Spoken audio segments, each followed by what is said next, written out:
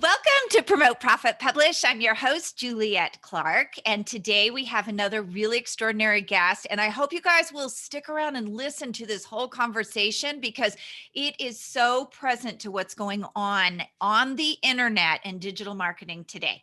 So before we get started, I want to send you go over to my YouTube channel, Super Brand Publishing.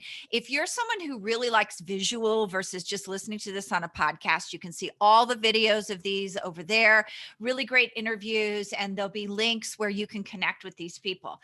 So go over YouTube, Super Brand Publishing, and follow us, subscribe to us. Also, too, if you want to find out, are you really ready to publish? Have you done everything? Have you built the platform? Is the book written? Is the book written for the right audience? Go over and take our Promote, Profit, Publish quiz at www.promoteprofitpublishquiz.com and find out where your skill set is really at and if you're ready. So today's guest is Connie Whitman. And Connie, wait till you see how high energy she is. She's known for this high energy, passionate, and enthusiastic approach to teaching and coaching. Connie Whitman has been a CEO at Whitman and Associates, LLC for over 20 years, helping ambitious business owners, leaders, and sales teams build powerhouse organizations. A 3-time #1 international best-selling author of her book, ESP. No, she's not a psychic, although she kind of is too. Easy Sales Process, 7 Steps to Sales Success, speaker, podcast host, and influencer. Connie's inspired teaching, transformational tools, and content ensure that business owners and salespeople grow their revenue streams through enhanced communication skills. As a podcast host, she is thrilled to share inspiring content on her 2 weekly international podcasts, The Heart-Centered Sales Leader and Enlightenment of Change. That sounds really deep. Maybe she is really into ESP. So welcome, Connie. Thank you, Juliet. You're cracking me up. I love that sense of humor, right? We got to laugh every day. So yes, I do. Well, maybe I do have ESP that I haven't tapped into. Yes, but my ESP is the easy sales process, which probably is easier than, the extrasensory perception. There you go. And you probably shouldn't compliment my sense of humor because I write mystery novels, so it can be really dark too. Like I actually have friends at parties who I'll say something and they'll be like, "Oh, wow. Well, that certainly changed the mood here." That's hysterical. Love it. So I'm super excited to have you because you and I have been talking about how much the sales process has changed and how much it hasn't. So talk to me a little bit about pre-COVID and post-COVID and sort of those connection differences that have transpired online. Well, it's interesting because pre-COVID, it was very easy for us to go to networking events. It was very easy for us to go to summits and different events that, we chose to be part of. So you had that live interaction, you had that eye-to-eye contact, you had that handshake, right? So we kind of shared energy live. So that was all pre-COVID. So you had these, hopefully, some deep conversations. The funny thing is, though, I have been to, and I'm sure like you, I've been in business. Well, I've been in business 20 years, but I've been in sales for 38 years. During that time, you've done a lot of networking and, the handshaking and all of that. Most people that I train or when companies hire me, they don't know how to network. Oh, I've been going to networking. Oh, okay. How many connections have you made? I got 100, cards. What have you done with them? Right. So that pre-COVID, let's be real with this. Yes, you shared energy. Yes, you were face to face. Yes, you shook hands, all of those things. But what were the real results? Okay, now let's go post-COVID. So everything stopped, right? The whole world on its axis literally stopped. And now we were doing everything in this very 2-dimensional world, like you and I are interacting right now, Zoom, Skype, whatever, Microsoft, Google, whatever all those different platforms. So now we have this 2-dimensional world. But here's the thing for me, Juliet, humans are humans, whether you're live in front of me in our 3-dimensional world or 4-dimensional world versus this 2-dimensional world. Aren't we all the same? And aren't we doing the same thing? And aren't we trying to accomplish the same end results? Yes. So what has really changed? Everybody thinks it has. Everybody's talking about digital, and including me, I was victim to this as well. But at the end of this whole process, really, in my opinion, nothing has changed. Humans are humans. Interaction is interaction. Whether I like you, connect with you. Now, are there skills to help that process? Of course. But has that digital and that live really changed that interaction or that prospecting or that, generating new clients and new income and all that? No, it hasn't changed. I would say it hasn't changed, but there was sort of a morph. So you and I are probably around the same age. And when networking started, we went to networking meetings and we built relationships. And I 100%. think I would say like 2015, 2016, as people got more invested in digital, it went from networking, relationship building to pitch slapping. And that's why I wrote that book I did last summer, because I felt like every time I went someplace now, it wasn't hey, Connie, so what do you do in your spare time? And, just that really solid, let's go to lunch sometime and find out what we're all about. It went to this, hey, Connie, I'm about to pitch you about my business. I have no idea if you are my ideal client. So it's almost great that COVID happened, because now we have to take a step back and go back to that old paradigm. Talk to a little bit about that, because that's what sales is all about, is that relationship building and trust. Yeah. And it's funny when, pre-COVID, I did everything live. So my clients hired me. I went to their location. I trained, hundreds of salespeople on their teams, right? Live. Then at night, I would go to speaking events live. So everything was live. And then everything shut down. And I remember thinking, I don't have a list. I don't have an email sequence. I don't know what a funnel is, right? And I started having these panic attacks because I had no income coming in. What do you do? And so, like you, I invested in myself, started doing all of these online classes, going to these seminars, learning as much as I can, and hired people to help me, really build my my website, my Facebook, LinkedIn. I revamped all of that, rebranded, because it is an image thing. And I do agree with that. Published my book, the ESP book, Easy Sales Process, all of those things that I knew I needed to do to be present and have that influencer status now in or on that digital platform. So I did all of those things. But the funniest piece of it is, at the end of all of that creation and panic, everything, I still have conversations. They just, instead of face-to-face grabbing a cup of coffee or lunch, I'm doing more now and meeting more people now. And I bet you can relate to this, Juliet. I don't have to get in my car, drive for a lunch. What if there's traffic or work on the roadways?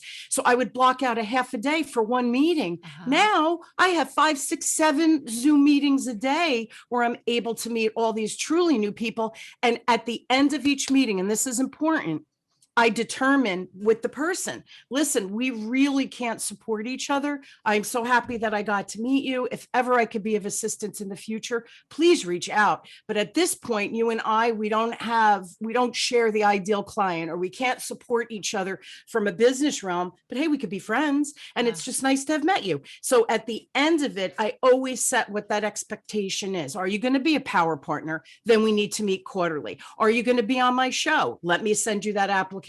Like we did, right? You said, oh, right. We hit it off really well, and thought, wait a minute, too much synchronicities here. We really need to do shows together. We really need to collaborate. We really need to, and whatever that next thing is, we're not really sure, but we know that we are 2 peas in a pod. So that was all done via Zoom. And oh, by the way, someone introduced us.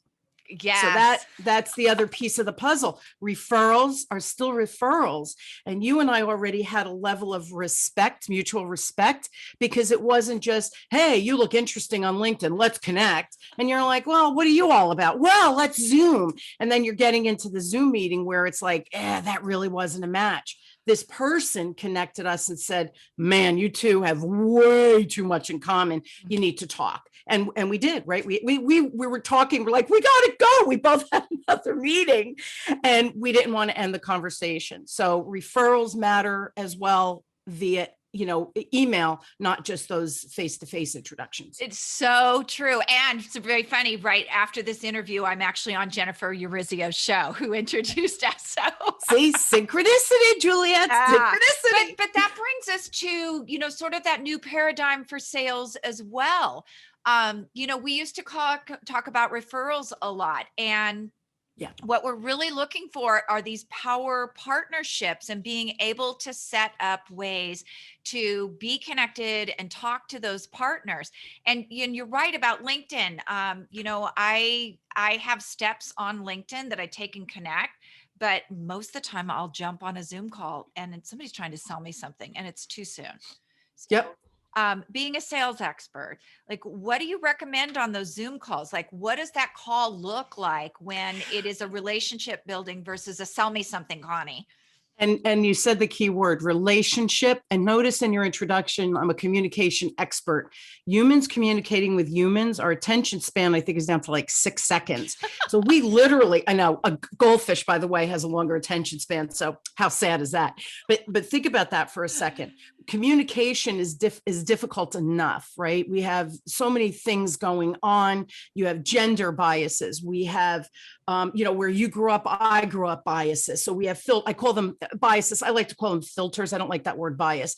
So we all have these filters that we communicate through. Plus now our attention span is 6 seconds. So literally while you're talking, I'm thinking, well, what should I tell her next so that she's going to think, oh, I need to refer to her. That's so not what it's about. It's you and I, we talked about everything other than business. I think it was so funny. At the human level, we thought, wow, like-minded energy, you're building your business. Relationship was important, that communication, sharing ideas, right? Understanding, asking me questions and then listening. It was natural for you and I. That's how you build a relationship. And I fear that everybody thinks that you have to get in and pitch. And, for 38 years, I'll just share a funny story. I hope if we have time, Juliet. Yeah. When I first started in sales, right, I didn't know I was in sales. And so I would walk in and I was selling insurance, which is so funny. I didn't know I was in sales. I sat with this husband and wife with 2 little ones, and he needed life insurance. He was the sole provider. They couldn't make ends meet. So what was going to happen? I would have made the sale. I would have gotten paid. And then, 4 months later, they would have stopped payment. So because they couldn't afford it. So instead I took a step back with them. I'm saying, okay, breathe, really, really, and I told them what would happen. I said, let's get you on a budget that feels comfortable, get money in the bank. We'll fit it in so you can afford this in your budget, blah, blah, blah. 9 months I worked with them. And then he was able to afford the insurance and they kept the insurance. Well, here's the cool thing with that. I didn't get paid, right? Second thing is they became my best referral source because I was going for my MBA at night. I had all these licenses. And my undergraduate was finance. So I see things in money. So I was able to translate and educate them, not because they weren't intelligent. No one taught them. So I always thought I get to teach people about money. Somebody told me later on, you're in sales. And I was like, I am. So isn't that funny? And here's the thing for me, that story represents, it's about the relationship. How could I help these people in front of me? Because it was the right thing to do, by the way, instead of just taking their money. And I ended up making even more money on the back end because they referred all their friends that didn't know how to do budgets and money and all of those different things. So I became part of their community, their trusted advisor and by the way, that was not my attempt in the beginning. My attempt was, I got to help these people. Seriously, that's where I came from. So building relationships is being human, understanding and doing the right thing for the person in front of you and never thinking about the money. And here's the funniest thing, Juliet, and I know you know this as well.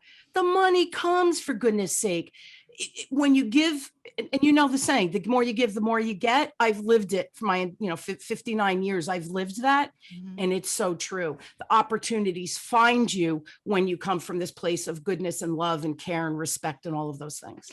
That is so true. And many years ago, I was in real estate and I had a similar experience. I helped a couple. They had, at the time they were upside down and on a property, and I helped them figure it all out, do the documents to the bank I forget, they didn't do a short sale, but they were able to modify a loan. Wow. It was like 2006, 2007, and kept in touch with them over the years, said, hey, how did that go? Did you get that through?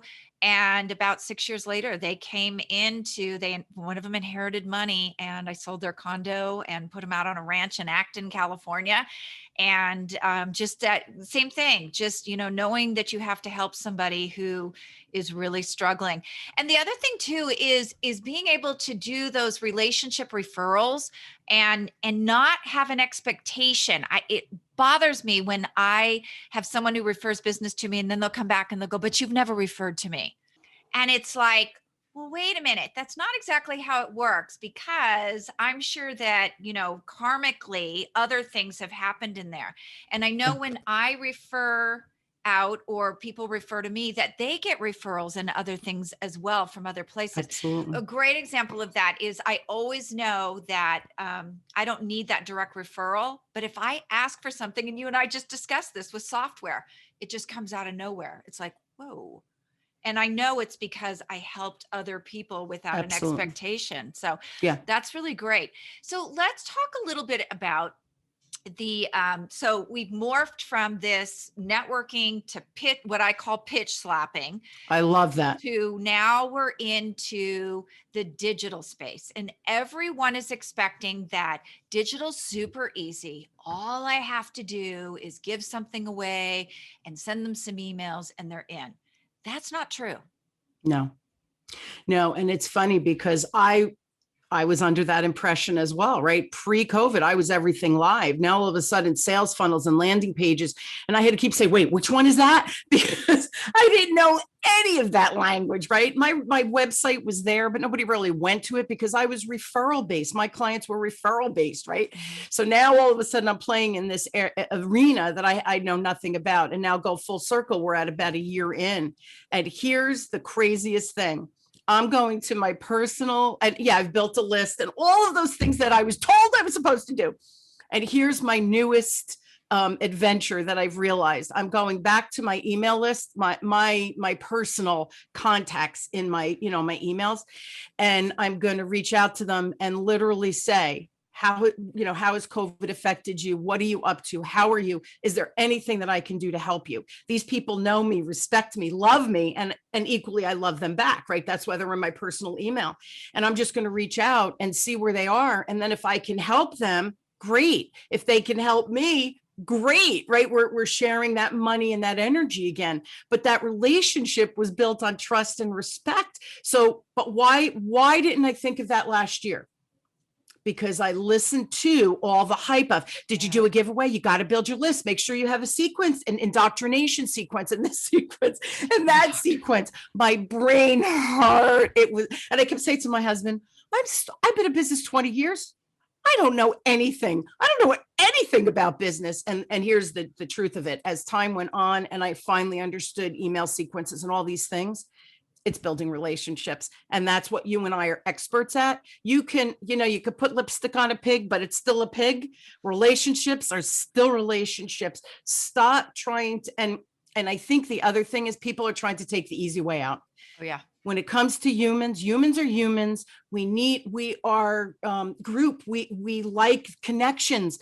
We're human. We need that human connection. So to build it in this digital realm, you might open the door, but as soon as I'm in your orbit, how are you going to keep me engaged? How am I going to know that I want to work with you? You have to do something on a personal level. And either that's a Zoom meeting or a summit or, a Zoom event where you're sharing information, a webinar where I can ask you questions, you can ask me questions, but it's still communication. Yeah, it definitely is. And I think building those power partners is really key to that, because that way you don't have to rely so much on the digital. I did the whole digital thing back 2016, 2017. And not only was it super stressful, it was super stressful because it wasn't in alignment with me being that person who talks to other people. Like, Yep. I just felt like the click wasn't there.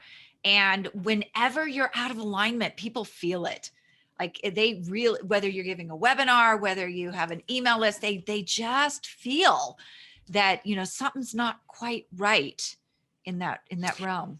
It's true. And I'm doing a webinar in April, and I just had a speaking event for a women's group. There's about 50 people on. It was a nice size. And I talked about every time we're in front of a prospect, there's an objectionless buyer in there, but we are taught to have these walls of resistance. And there's actually 5 walls of resistance in front of, but if the person agrees to have a meeting with you or comes to an event or a webinar or whatever, there's an objectionless buyer there. Your job is to let them know by breaking down those walls one by one. And what happens though, people think they could jump the walls. You can't. It just doesn't work. And that's, I think, where that email stuff comes in, where they think. I remember one guy came in my inbox, and it said something like, "Do this, and you don't ever have to sell again." And I thought, let me investigate this. That's really stupid. In my head, that didn't equate. And what it was, if you have the right marketing campaign and your emails read just perfectly, of course, if you used his templates, they were the right ones, that you would never have to sell again. Right. And it angered me because I thought, wow, people are paying good money and it's a load of crap because yes, but when you get in front of that person, what do you have to offer them? Are they the right person? And the other thing too, Juliet, and I know you've felt this. I know when people are the right match for me, and certain people will ask me certain questions like, well, how can I fast track? There's 5 walls. How can I break them down in one swoop? You are not my client. Yeah. Not my client, because you're icky and sleazy, and that's just not who I want in my world, right? So I think by going through this process also, you find the right people and they find you. But you have to have your filters on so that you are not, oh my God, I need the money, I better take the sale, even though you hate the person, you hate what they're about, your values don't align, but I need the money. You're coming from a place of lack, not a place of abundance. Yeah, no, I completely agree with that. And it's funny you said that about those 5 objections and the walls. Inside of our quiz, I think you know how it works. We have those 3 qualifying. And when I work with people and say, what are the objections you hear over and over? Because that's where we want to address that investment piece. Many times they don't know. They have to sit there and think about, wait a minute, which means they're not practicing how to overcome That's right. those objections. And I remember back in my real estate days, we used to practice. We had accountability partners and we practiced, like, you would throw me an objection and I would, come back to you with how I would overcome that. So that's such a great point you just put out there about, you have to not only know what those objections are, but you have to know how to overcome those in those conversations. Yeah. And here's the thing for me, I never get objections and people laugh.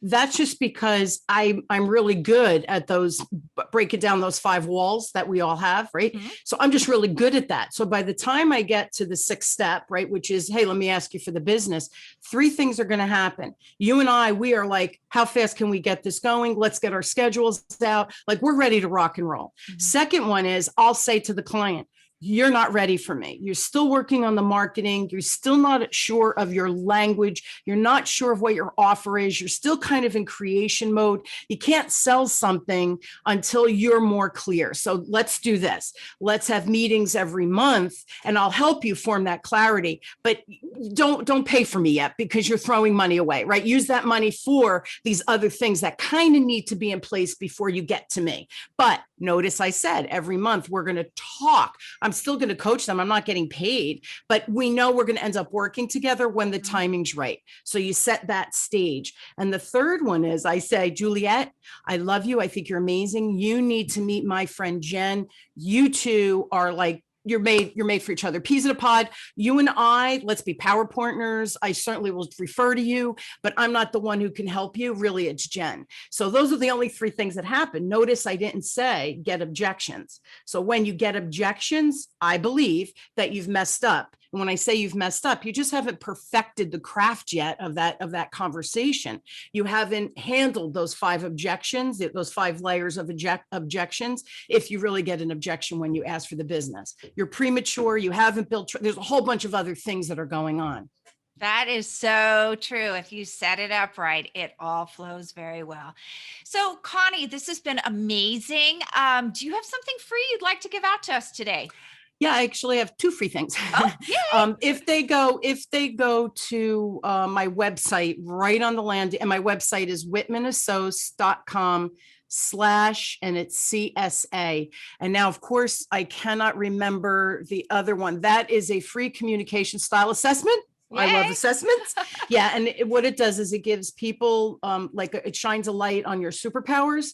You want to leverage that. But it also, I give a report on your blind spots, which are equally important. You have to know where you're not a natural fit, and you might have to hire people, or you might have to do some education to minimize that blind spot. But you have to be aware of your blind spot. So that's whitmanassociates.com / CSA. And I could send you the other link. Everybody loves this, Juliet. It's a template of taking your 30-second commercial, refining it to, if you're really on an event, even on Zoom, and they say, hey, you have 30 seconds, I'm going to time you. You have it down to the 30 seconds. I like to get it down to 17 words, because sometimes they say, hey, put what you do in the chat.